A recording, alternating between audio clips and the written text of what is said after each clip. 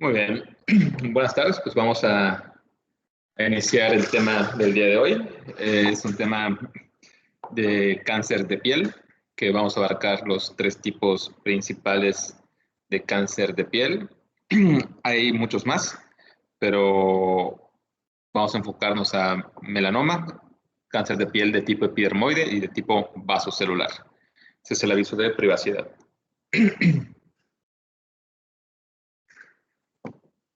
Muy bien, pues cuando hablamos de cáncer de piel, algo que llama mucho la atención es la incidencia que ha aumentado en las últimas décadas y esto puede tener diferentes formas de interpretación. Eh, Realmente lo esperado o lo que sería una teoría al haber menos exposición a la luz solar, al haber más información, más educación en fotoprotección, pues esperaríamos una disminución, pero bueno, la incidencia ha aumentado. Probablemente se deba a que la accesibilidad al diagnóstico, a la accesibilidad de las biopsias sea mayor. Y bueno, vamos a ver esto más adelante, ¿no? Algo que es notable del cáncer de piel, que es el tipo de cáncer más diagnosticado en el mundo. Se diagnostican alrededor de un aproximado de 2 a 3 millones de casos de cáncer de piel al año. Entonces, es la neoplasia más frecuente en el mundo. Pero ¿por qué no es tan promocionado? ¿Por qué casi no escuchamos tanto de cáncer de piel? Pues es porque tiene un excelente pronóstico, no son enfermedades pues tan dramáticas, ¿no? Realmente la mayor parte de los tumores de la piel con una resección quirúrgica se consideran curados, ¿sí? Entonces, pues, eh, por eso tal vez no escuchemos tanto. Por ejemplo, si vemos las gráficas del Globocam, las gráficas eh, de mortalidad en México por cáncer, mortalidad en América por cáncer, bueno, la mayor parte de las gráficas de las estadísticas por cáncer siempre van a tener un asterisco, ¿no? Que dice, no incluye cáncer de piel, no melanoma. ¿Cuál es el cáncer de piel no melanoma? Cáncer vasocelular y cáncer epidermoide, que son los más frecuentes a nivel mundial. El origen del cáncer de piel es multifactorial, exposición a los rayos ultravioleta, ¿sí? Y bueno, los antecedentes de quemaduras solares principalmente por rayos, bueno, los antecedentes de quemaduras principalmente de tipo solar. Esos son los tres que vamos a ver el día de hoy, que son los más importantes: vasocelular, que es el tumor de piel más frecuente; el cáncer epidermoide, que ocupa un segundo lugar en los tumores de piel; y el melanoma maligno. Seguramente ya habrán escuchado del melanoma, es el más famoso, sí, es el que tal vez se le pueda dar más promocionado, más escuchado. ¿Por qué? Porque tiende a ser más agresivo, son enfermedades que cuando están inclusive en etapas regionales o llegan a ser de un pronóstico más difícil, ¿no? Sobre todo en el pasado. Sin embargo, también hay otros tipos de cáncer de piel, como habíamos comentado: los adenocarcinomas de glándulas sebáceas, los linfomas de piel, los sarcomas de piel más raros, y bueno, algo muy raro son las metástasis a la piel de tumores, por ejemplo, renales, de tumores de mama, etcétera. En México, pues bueno, aquí se ocupa en el Registro Nacional de Histopatología en cáncer en el 2006. eh, Indica que ocupa el primer lugar los tumores de la piel, pero bueno, algo que deben de saber es que existe un subregistro, y esto es perfectamente entendible, que existe un subregistro de los tumores de piel, porque bueno, al fin y al cabo, mínimo la situación en México en cuestión de cuidado de la piel en la parte pública es muy mala, ¿sí? En la mayor parte de las instituciones públicas no existe una citas tan rápido con los dermatólogos. A los dermatólogos tienen una alta carga de trabajo. Entonces, y eso es en las principales instituciones. Entonces es muy fácil y es algo que pasa mucho, que el paciente busca la ayuda de forma privada. Y como es una cirugía relativamente rápida, son cirugías eh, que no son muy costosas y que tienen un excelente pronóstico, pues el paciente se queda en la parte privada y bueno, eso hace que exista un subregistro, pero aún así sigue siendo la neoplasia más común en México y en el mundo, ¿no? Y bueno, en México también comparte la misma, la misma información que a nivel mundial, ¿no? El principal tumor de piel en México, el vasocelular, seguido del epidermoide, y en tercer lugar el melanoma de piel. Aquí nada más ponemos una gráfica del Globocam, ¿no? Donde ven que no existe, o sea, no figuran los tumores de la piel, y esto es porque, bueno, si abrimos la gráfica, si va a tener un pie de página que dice no están incluidos los tumores de tipo vasocelular y epidermoide. Esas son las lesiones elementales que hay en dermatología. Esta nada más lo pongo como un recordatorio, ¿no? De que yo sé que, bueno, no sé si ahora ustedes tengan una clase como tal de dermatología, pero cuando yo era estudiante, no la teníamos. Entonces, vale la pena que por fuera, que en algún tiempo que tengan, sepan describir las lesiones elementales. Sí, esto hay varios libros actualmente, hay un montón de información actualmente. Y bueno, para saber describir qué es una mancha, una mácula, una pápula, cuánto miden, o sea, a qué le llamamos roncha, las escamas, ¿sí? Y bueno, para que cuando nosotros enviemos al dermatólogo un paciente con alguna lesión dermatológica, se envíe de forma adecuada, ¿sí? Se envíe de forma, se documente en la nota médica de forma adecuada qué tipo de lesión en piel. Y eso es algo que mínimo cuando yo era estudiante no llevé un curso o taller o alguna serie de clases de dermatología. Estas son las lesiones elementales cuando hablamos de cáncer de piel. Las manchas, ¿sí? Son lesiones que pueden tener diferentes tipos de coloración, pero son planas, ¿no? Los nódulos, que es lo más, de los más frecuentes junto con las neoformaciones, ¿no? Lesiones exofíticas que pueden ser simétricas, pueden ser asimétricas, pueden ser heterogéneas, ¿sí? Las lesiones de tipo costra, esas lesiones no todo, aunque no sean exofíticas, aunque no sean una lesión vegetativa, no significa que no sea un tumor. Hay algunos tipos de tumores que solamente van a ser lesiones de tipo costrosas, ¿no? Y también puede presentarse las tipos ulcerativas, que son lesiones más avanzadas, son lesiones que llegan a ser más complicadas de tratar. Esa es en la detección y seguimiento de las lesiones en la piel. Hay que aprenderse esto, ¿no? El ABCDE, de cómo valorar las lesiones en la piel, ¿no? Si existe o no alguna asimetría, valorar los bordes, la coloración, si es homogénea o heterogénea, el tamaño del tumor y, bueno, sobre todo la evolución de la lesión y sobre todo la evolución, cómo va a través del tiempo, a través de los meses, esas lesiones, ¿no? Y bueno, siempre que haya asimetrías, que los bordes estén irregulares, ¿sí? Que sea una coloración heterogénea, que tenga una evolución de crecimiento rápido, pues bueno, son focos de alerta para enviar al cirujano o para que, bueno, si alguno va a ser dermatólogo cirujano para tomar biopsias, ¿no? Hay que tenerlo muy en cuenta, ¿no? Y bueno, acá ponemos una clasificación según el fototipo de la piel, ¿no? Que va fototipo del 1 al fototipo 6 y bueno, todo depende pues en la tonalidad de la piel. Y aquí algunas de las características de cada tonalidad. A veces esto puede llegar a ser un poco subjetivo, pero bueno, debemos de darnos una idea, ¿no? De cómo son los diferentes fototipos. Muy bien, vamos a hablar del carcinoma vasocelular. Es la neoplasia cutánea original en las células basales de la epidermis o a nivel de la vaina radicular externa del pelo. Es el tipo de cáncer más frecuente en el mundo. Nada más para darnos una idea, vamos a poner estas gráficas de Estados Unidos.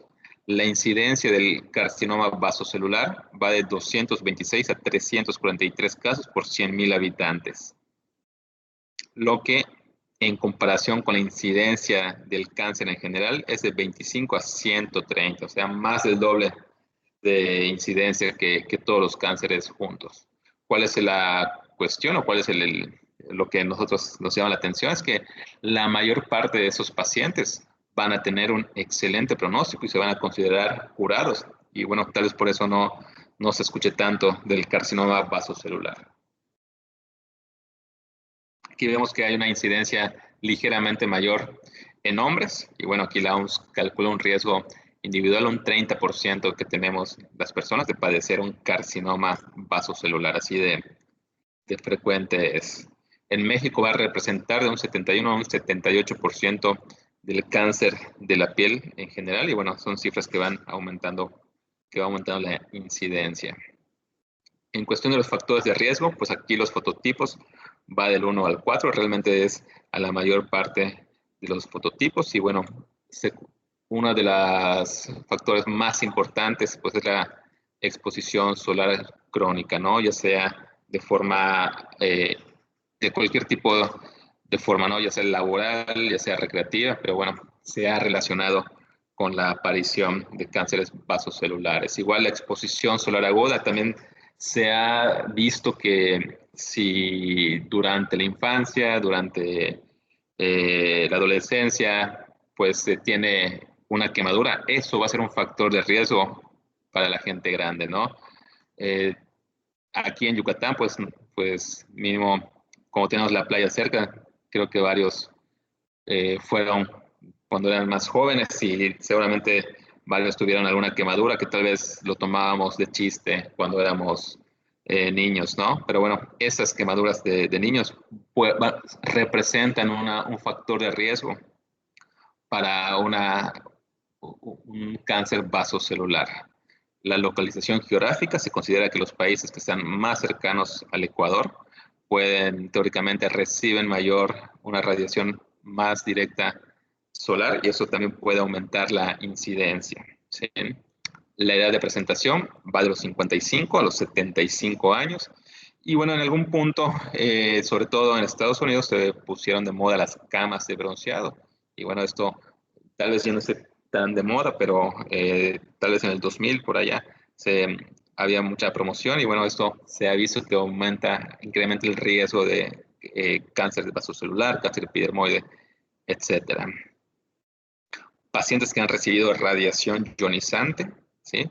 Por algún tratamiento, pues también van a tener estos factores de riesgo de que se origine un cáncer vasocelular en la zona radiada.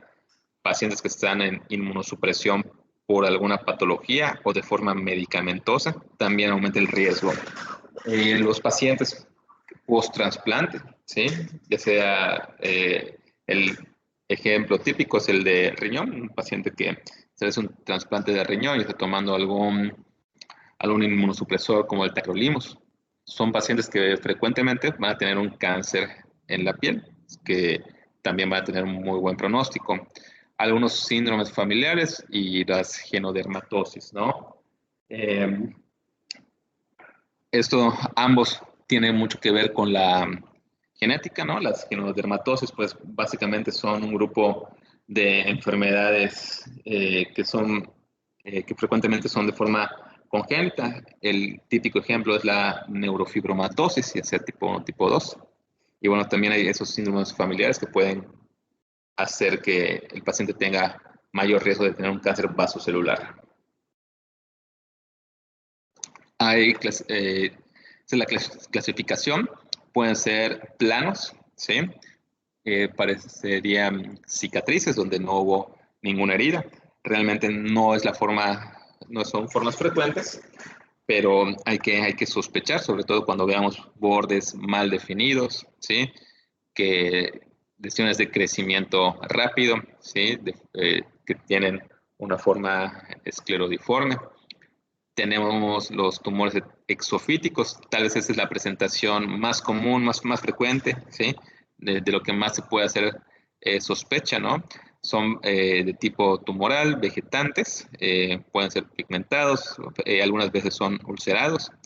Y también tenemos formas especiales carcinoma vasocelular, como el fibroepitelioma de Pincus, el de tipo Ulcus rodens. Entonces son formas características que no son, que por lo general van a ser lesiones muy, muy irregulares, con crecimiento rápido y pues bueno, una coloración pues heterogénea. Normalmente la mayor parte de los tumores vasocelulares tienen un inicio lento, ¿no? Tienen un crecimiento lento de 1 a 6 milímetros al año, puede ser que sea 1 milímetro al año, ¿no? Sobre todo se van a zonas fotoexpuestas y a nivel de la espalda. La mayor parte de las lesiones se van a encontrar en el área de la cabeza y en el cuello. Y bueno, una de las zonas más importantes y más frecuentes cuando hablamos de la cara es en la nariz y en los párpados, ¿no? Sobre todo a nivel de la nariz. Entonces, eso es frecuente que la primera persona que que ve esto es el dermatólogo, es el cirujano plástico, sobre todo por el área de la cara. La presentación tumoral o exofítica, como ya habíamos comentado, es la forma más frecuente. Llega a tener un crecimiento lento y pueden haber telangiectasias, pueden haber algunos, bueno, como aquí vemos en esta primera figura, puede haber algunos pigmentos de diferentes tonalidades, ¿no? A veces puede haber ulceración, puede haber costra, ¿sí? No hay un patrón en el 100%, hay que tener la sospecha clínica. El diagnóstico, pues bueno, principalmente va a ser como médicos de primer nivel, médico familiar, sobre todo clínico, ¿sí? Tal vez sea muy difícil que a la primera consulta ya lo enviamos al dermatólogo o a la primera consulta ya tengamos un diagnóstico de alta presunción, pero bueno, por eso hay que dar ese seguimiento, que a veces si bien en la institución pública llega a ser difícil dar ese seguimiento, es necesario saber cómo va evolucionando las lesiones que nosotros sospechemos de cáncer, ¿no? Y bueno, después de la parte clínica, los dermatólogos utilizan esto que se llama dermatoscopio, es este aparato en el que nos va a dar una imagen que poco a poco hay más información sobre cómo se ven ciertas cánceres por el dermatoscopio, ¿no? Cada vez se usa más, cada vez es más accesible a los dermatólogos. Pero bueno, siempre que haya una sospecha de cáncer, hay que tener una confirmación histológica, ¿no? Se prefiere biopsia para planear los márgenes de resección, porque no es lo mismo dar un margen de 1 o 2 milímetros en la cara que dar un margen de 1 o 2 milímetros en la espalda o en el brazo, ¿no? Esto, quitar una lesión en la piel no es algo tan complicado, ¿sí? No es algo que se necesite, digo que se necesita mucha experiencia. Pero ¿por qué preferimos que este tipo de lesiones las valore un dermatólogo experimentado, un cirujano plástico que normalmente maneja ese tipo de tumores? Porque, bueno, de entrada hay que quitar el tumor con un buen resultado estético. Ya vimos que la mayor parte de las lesiones son a nivel de la cabeza y el cuello. Tenemos que quitar la lesión con márgenes adecuados, ¿sí? Si queda tumor en un margen, pues ya no va a tener ese buen pronóstico el paciente, ¿sí? Y pues muchas veces hay que tomar la decisión, sobre todo cuando son lesiones muy pequeñas. A veces hay lesiones de 1 centímetro o medio centímetro, que pues tal vez tomar una biopsia no sea la mejor opción, pero bueno, hay que planear esto, ¿no? Entonces,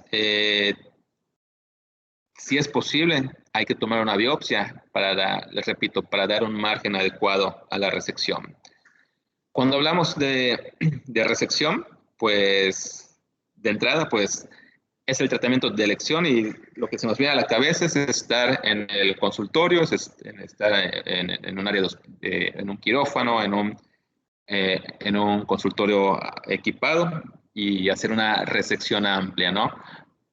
Eso es lo que más se hace, ¿de acuerdo? Pero también deben de conocer que existe algo que se llama cirugía micrográfica de Mohs, que esto es un procedimiento tardado, es un procedimiento que llega a ser más trabajoso, pero es el procedimiento estándar, sobre todo cuando en las zonas de la cara, como párpados, como tejido periorbitario, como nariz, donde no tenemos eh, mucha piel, mucho margen para quitar y tener un buen resultado estético. Entonces, con esa cirugía micrográfica de Mohs, en pocas palabras, es ir quitando el tumor, ir quitando piel y en el mismo momento se analiza en el microscopio. Si en el microscopio vemos que sigue habiendo tumor, se quita parte de la piel de la lesión donde, o sea, del lugar donde vemos que hay bordes positivos. Entonces, eso idealmente sería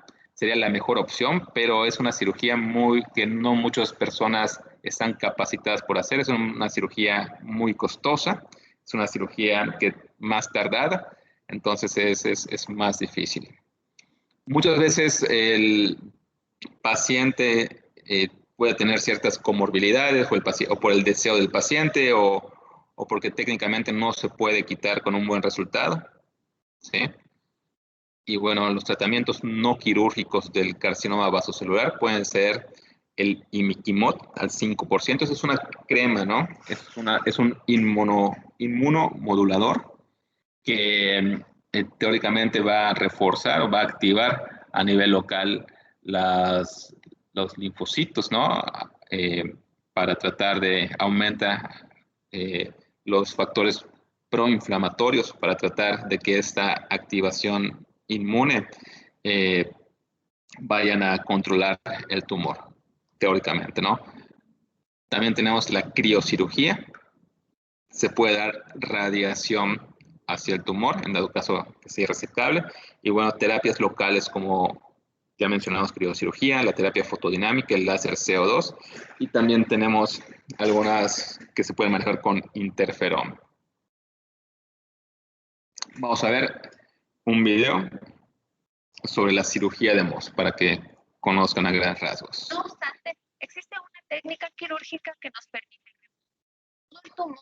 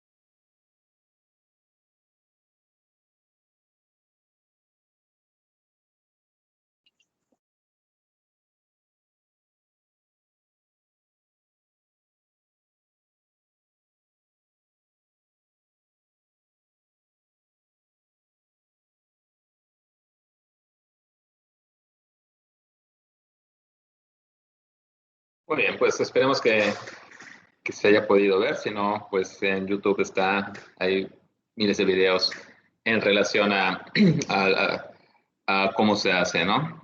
Y bueno, esto es algo que tal vez parecería lejos, sobre todo en México, en Yucatán, pero poco a poco llega gente más preparada, poco a poco hay que, pues, innovar en la región.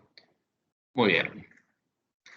En los pacientes con enfermedad metastásica, eso es algo realmente raro. Es muy raro que un paciente de metástasis no se usa quimioterapia como tal. El tratamiento que está aprobado es la terapia blanco. Usamos un medicamento que se llama Vismodegib, que es un inhibidor de la vía de proliferación Hedgehog. Eso es bastante raro. Mm, y bueno, también este medicamento casi no lo usamos. El pronóstico, pues bueno, como habíamos comentado, es muy bueno. Las tasas de curación son muy altas, en un 96 a un 100% en etapas locales, que es la mayoría. Y vean el riesgo de que dé metástasis, va del 0.001 al 0.002%. Es algo bastante raro. Y bueno, vean, excelente pronóstico. Una vez que el paciente se le ha resecado un cáncer vasocelular, hay que dar una prevención secundaria, ¿no? Fotoeducación, protección física, protección química activa, o sea, los,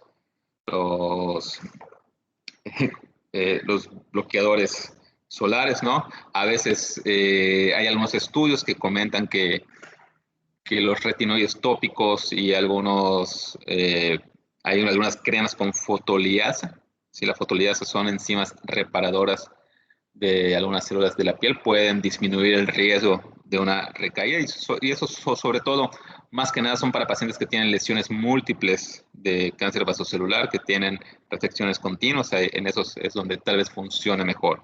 Y bueno, se ha propuesto que el uso de antioxidantes orales como la nicotinamida, o bueno, al fin y al cabo, vitamina C, vitamina E, vitamina B y algunos AINES pudiesen también disminuir el riesgo de aparición de un nuevo cáncer vasocelular.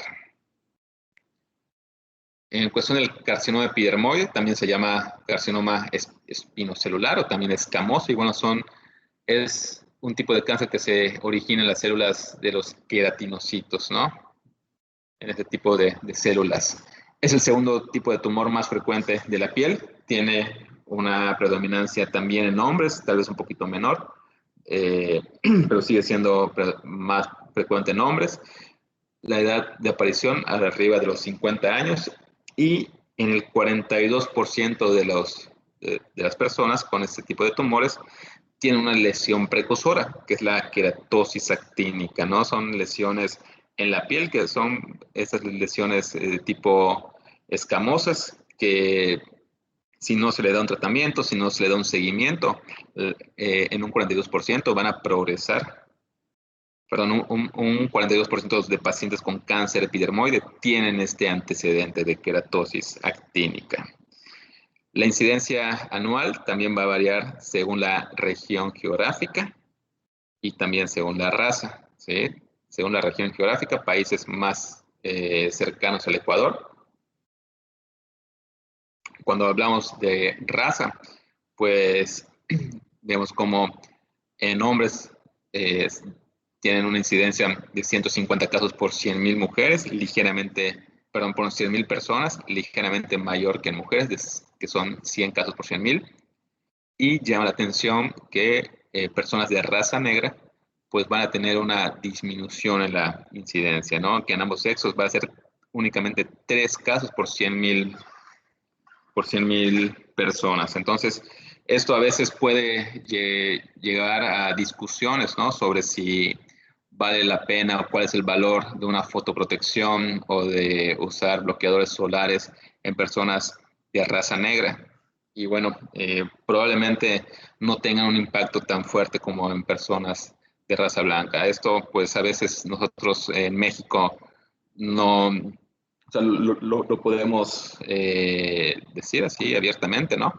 Pero bueno, por ejemplo, en Estados Unidos, con todos esos problemas sociales de racismo, de las diferentes, pues roces, ¿no? Culturales entre raza blanca y raza negra, eh, pues si un médico a veces da una opinión diciendo que no es necesario el bloqueador solar en pacientes con raza negra, se mete en problemas, ¿no?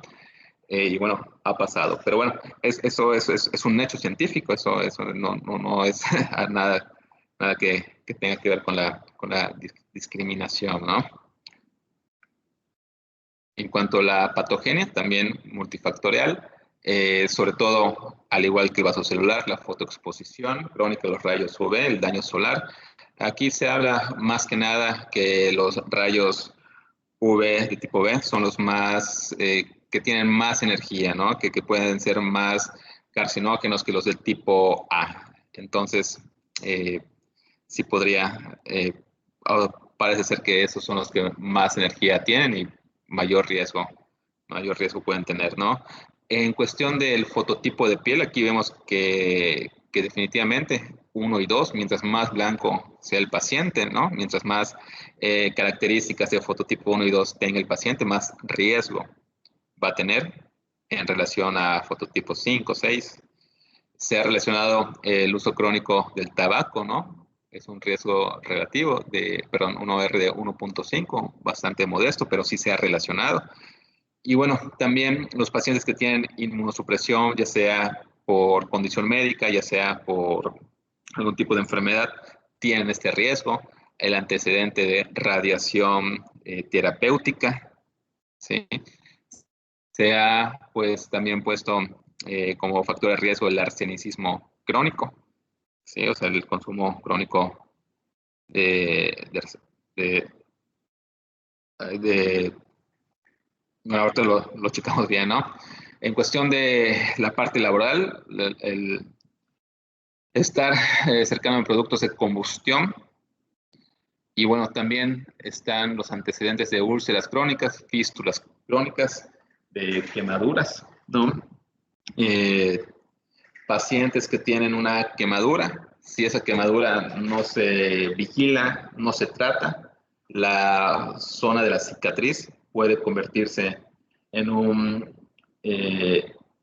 cáncer de tipo epidermoide y esto es el llamado síndrome, perdón, úlcera de Marjorie, si no me equivoco, ¿no?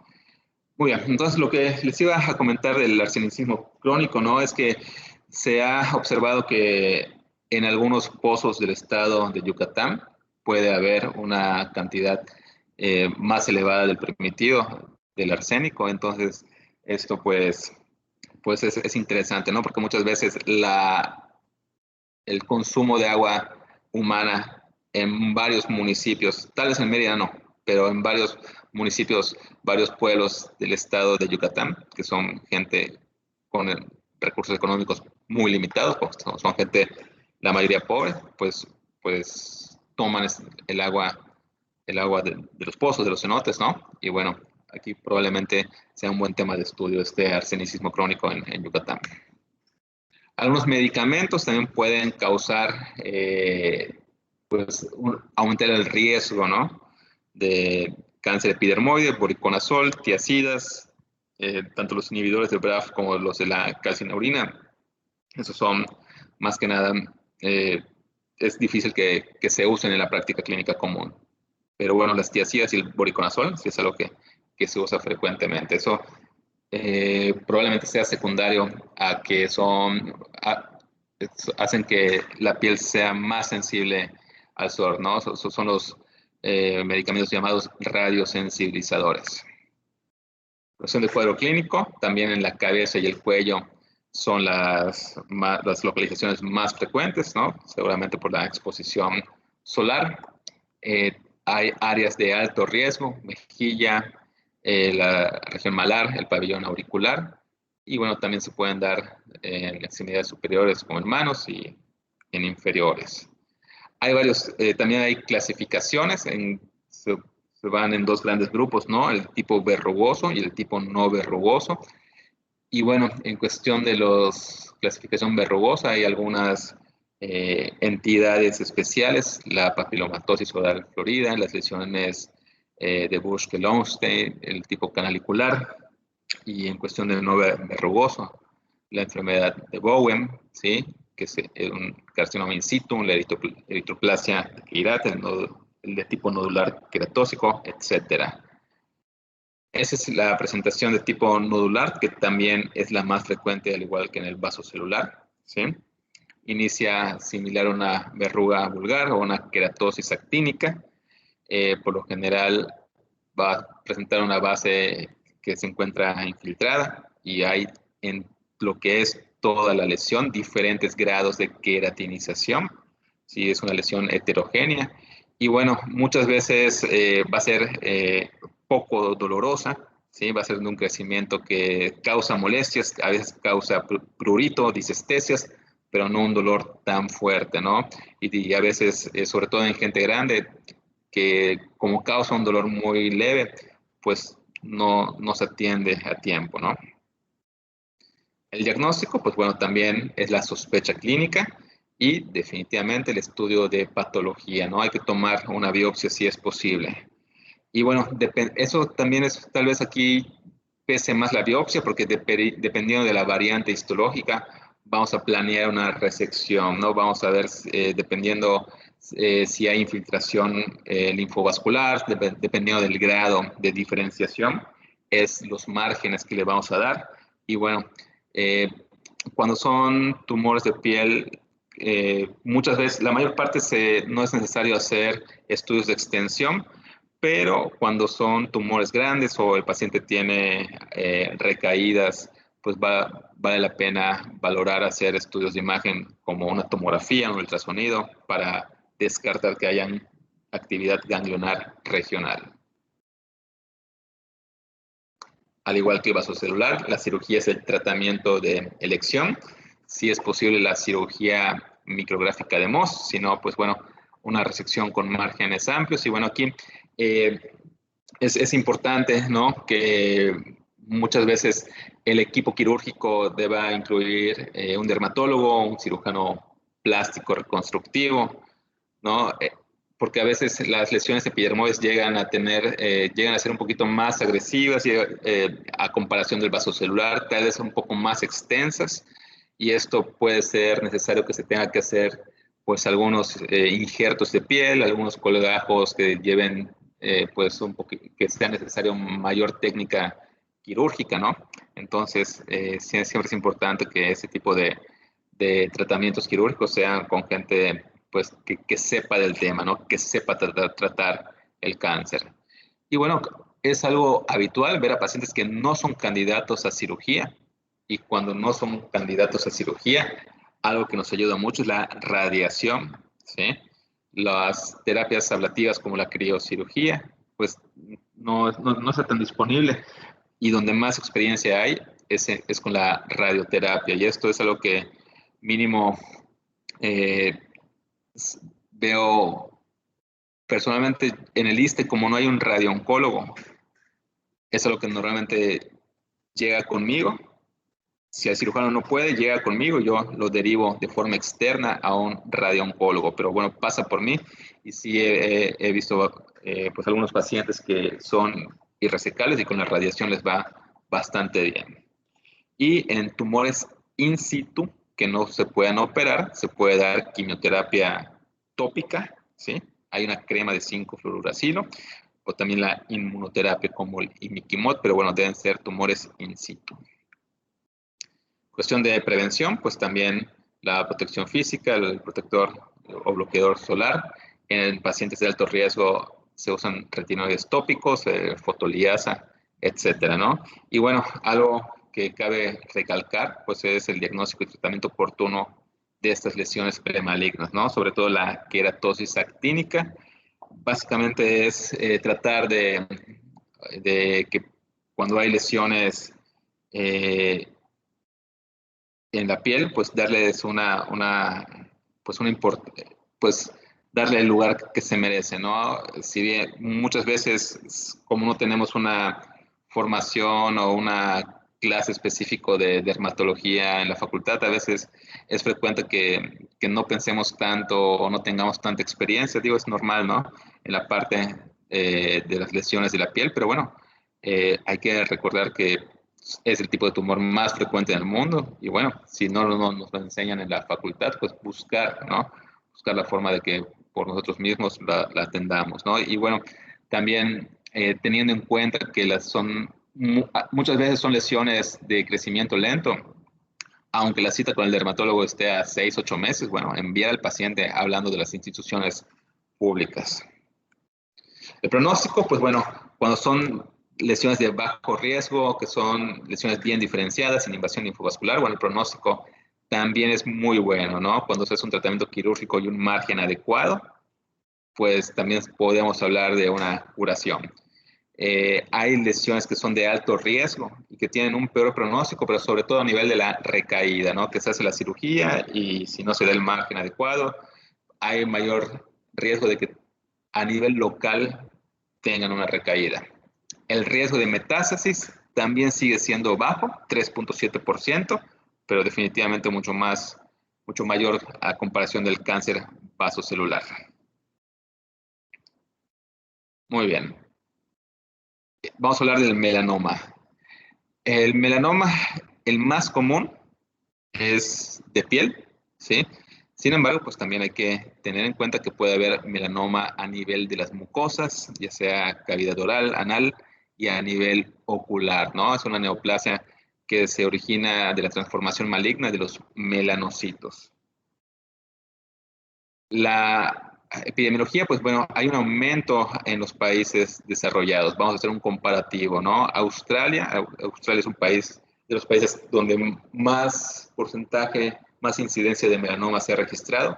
Se ubican 40, 60 casos por cada 100.000 habitantes en comparación con México, 2 casos por 100.000 habitantes, ¿no? Digo, diferente población, diferentes fototipos, diferentes cultura, diferente economía. Y bueno, representa el 1.7% de todos los tipos de cáncer, ¿no? La mortalidad en México es de 0.33 casos por 100.000 habitantes. Tenemos estos factores de riesgo. Aquí igual los fototipos 1 y 2 son los que más riesgo tienen, las personas blancas, las personas que tengan características de esos dos fototipos. Es definitivamente donde está más el riesgo, ¿no?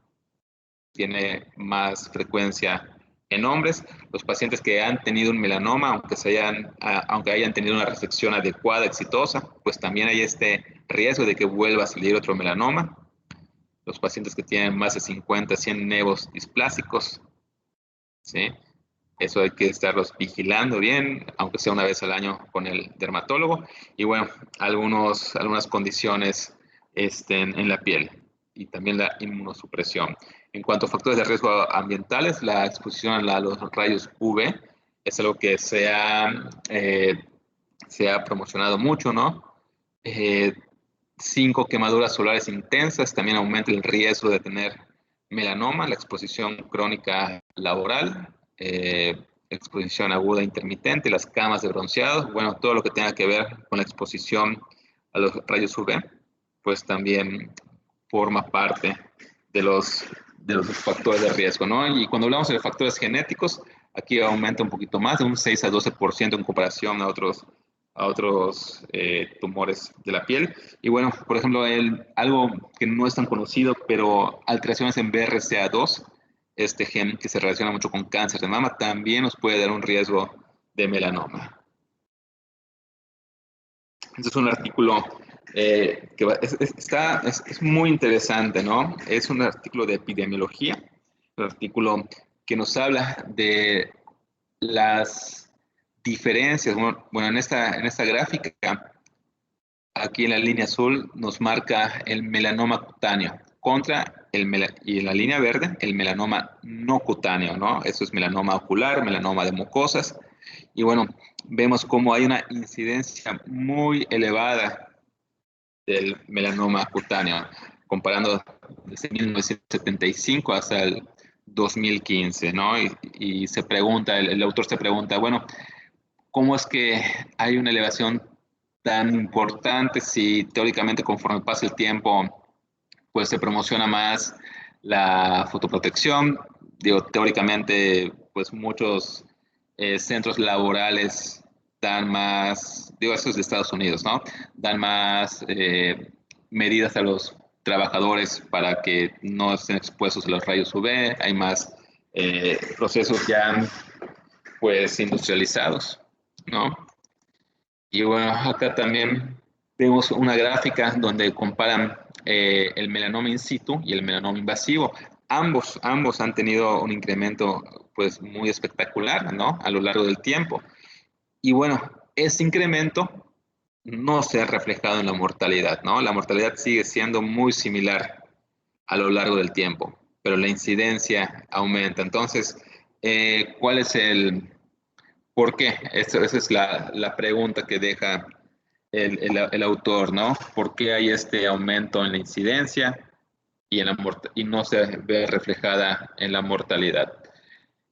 Probablemente una de las conclusiones que tiene el autor es la accesibilidad a la biopsia, ¿no? Probablemente es que se estén haciendo más biopsias, se estén haciendo más resecciones, ¿sí? De la piel. Y bueno, habla de algo que se llama sobretratamiento, que bueno, no a muchos médicos les gusta esta palabra, porque bueno, al fin y al cabo, digo, la implicación que tiene esta palabra de sobretratamiento, pues implica que uno hace un procedimiento que no era necesario, ¿no? Pero bueno, probablemente sea una realidad esto, ¿no? Que se estén haciendo más biopsias y más resecciones de la piel necesarias en mínimo en Estados Unidos. Y bueno, es un artículo bastante interesante. Y bueno, lo que da mucho que pensar es el aumento de la incidencia con una mortalidad, pues casi en meseta. Perdón, nada más para terminar.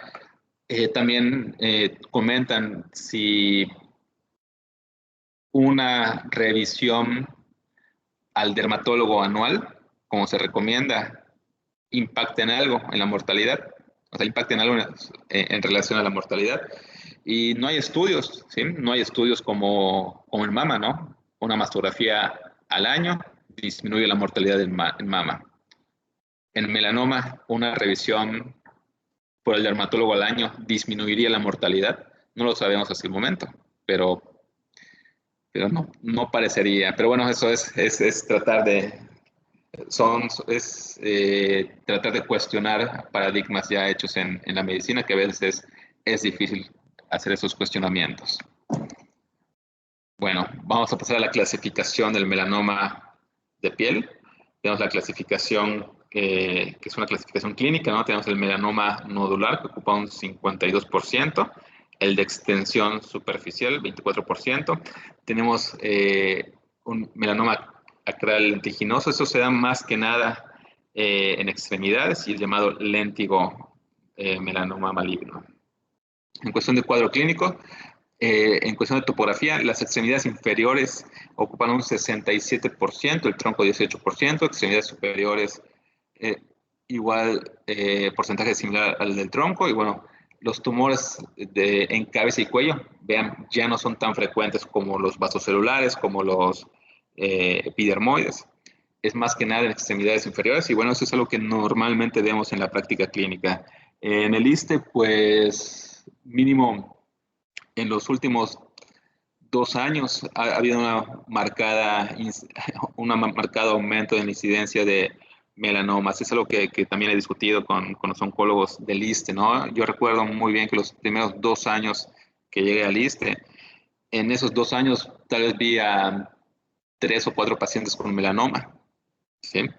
Y en los últimos 2 años que he estado en el ISSSTE, he visto mínimo 10 pacientes con melanoma. Y bueno, concuerda con esta literatura, ¿no? La mayor parte de los pacientes con melanoma que he visto en el ISSSTE han presentado el tumor primario a nivel de las extremidades inferiores.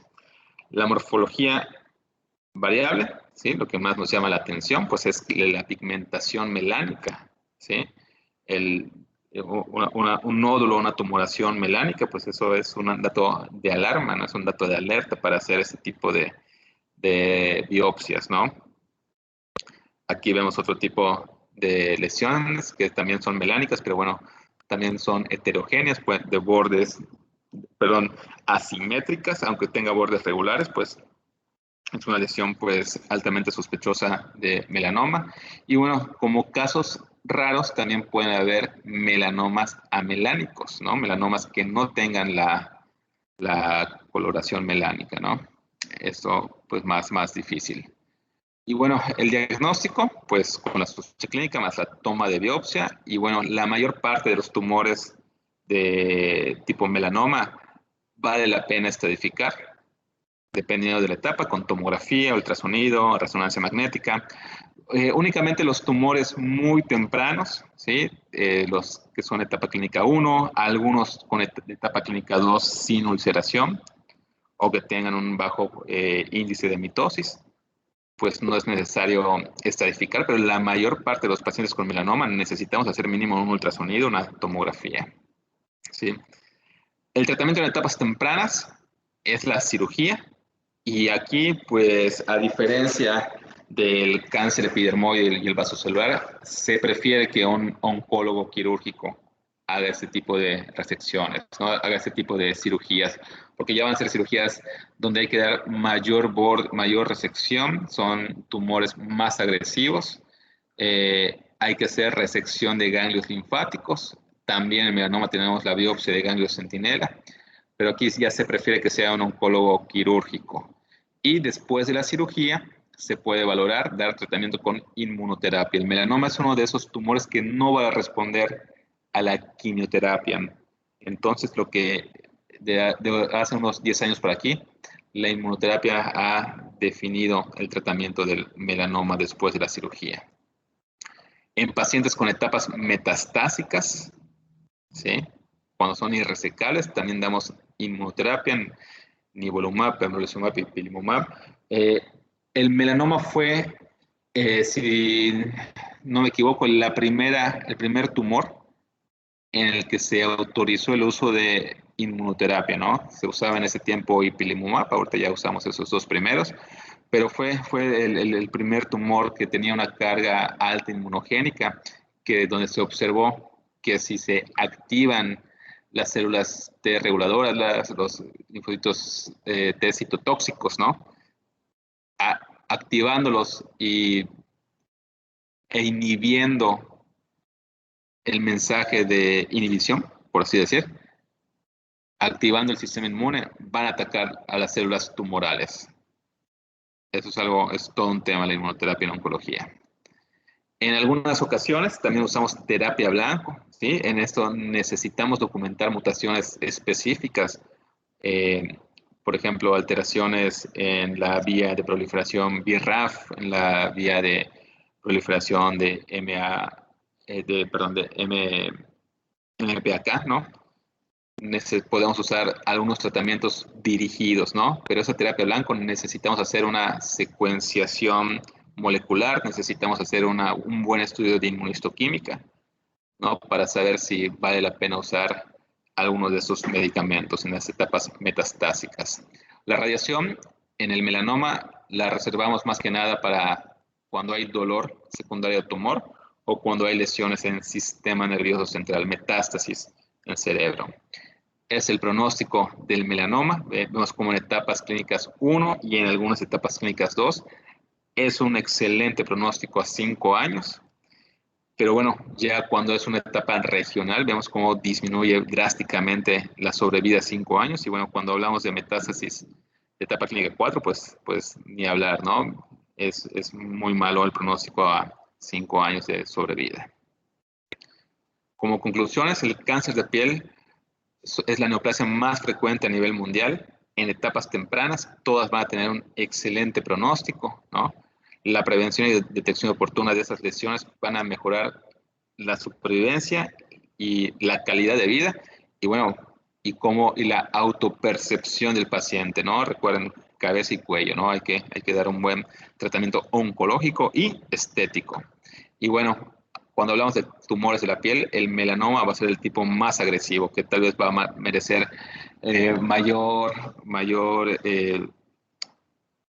resecciones más amplias, mayor estudio, ¿sí? Mayor protocolo de estudio. Muy bien.